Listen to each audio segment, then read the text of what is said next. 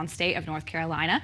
The president was there on Tuesday, and his son, Don Jr., was there yesterday, holding a rally in the western part of the state, where he was introduced by Republican congressional candidate for North Carolina's 11th district, Madison Cawthorne.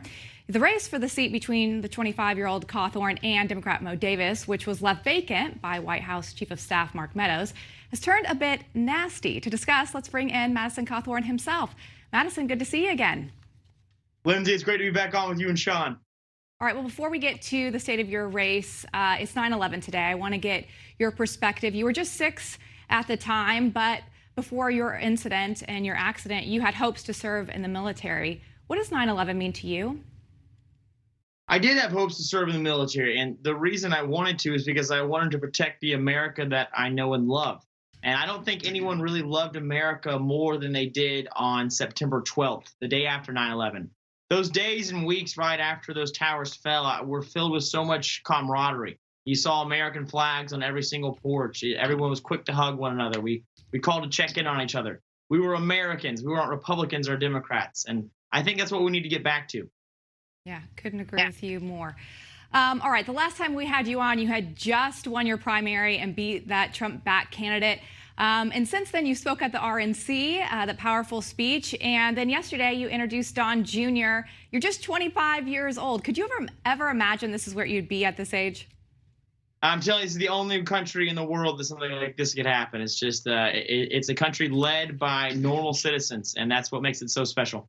You know, Madison, the Democrats love to talk about the president's tweets and the president's language and all of the stuff that they find offensive. They don't talk about themselves a lot. Your opponent in this race last year on 9/11 put out a tweet. Let me read it for you, and I'm going to censor it a bit because it's not exactly made for TV. Screw they go low when we go high, BS. When NCGOP, that's the North Carolina Republican Party, extremists go low, we stomp their scrawny, pasty necks with our heels, and once you hear the sound of a crisp snap, you grind your heel in hard and twist it slowly, side to side for good measure. He needs to know who whooped his A, which is your behind. This kind of call for violence. Last night, Madison, the Republican Party headquarters in Virginia, just north of you, was completely vandalized by peaceful protesters. This is the kind of violence that people like your opponent are calling for and encouraging.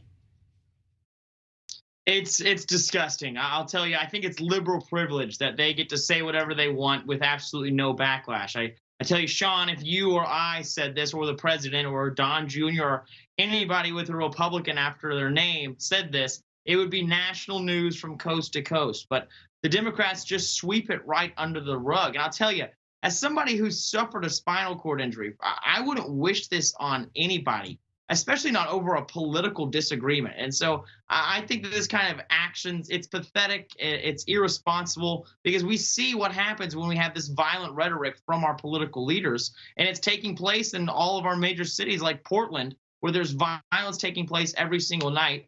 Since the riots have started, over 30 people have been killed in them. And I'll tell you, it's because of this kind of violent rhetoric. So I'm disgusted, and I think the Democratic Party should denounce this. You know, your opponent also tweeted about you, and as you said, and Lindsay asked you, you're kind of a success story. You went from having this accident that some people would have taken as not in the most positive way. You've turned it into now running for Congress, speaking at the RNC. This is what your opponent, though, had to say about you.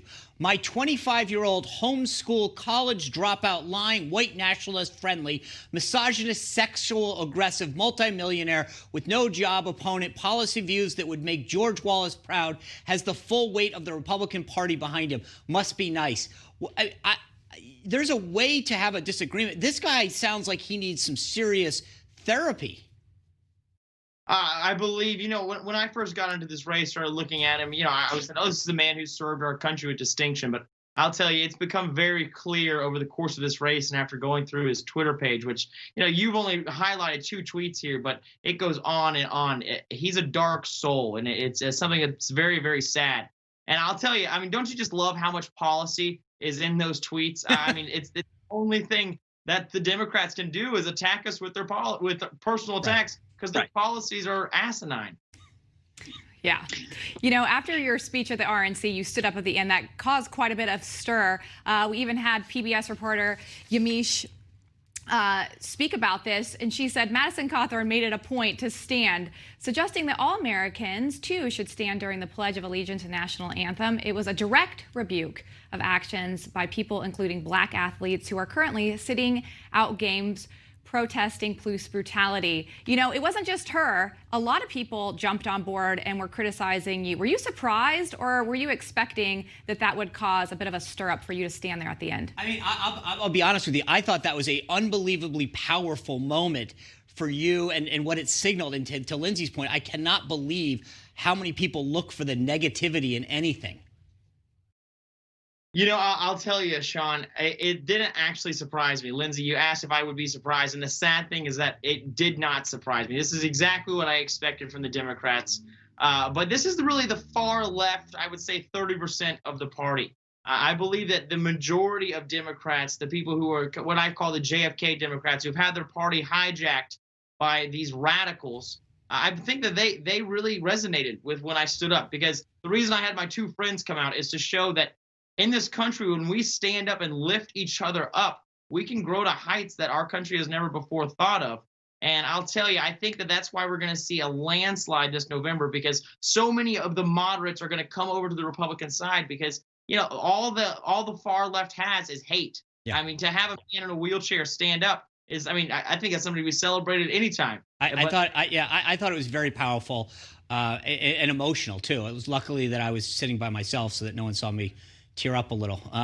Great speech. Good luck. Stay safe on the campaign trail, and I hope we get to check back with you soon. Sean, Lindsay, thank you so much. It's always a pleasure. You bet. Good to see you. All right, well, here at Newsmax, we love to hear from you, and we want to thank you for all the great feedback you've been sending our way, and we would love to hear more. If you have any ideas for us or want to shoot a note to Sean or me or any host here at Newsmax, please do so. You can go online to our form at newsmaxtv.com/feedback. We would love to hear from you, hopefully soon. All right, well, the NFL season kicked off last night, but not without some controversy as fans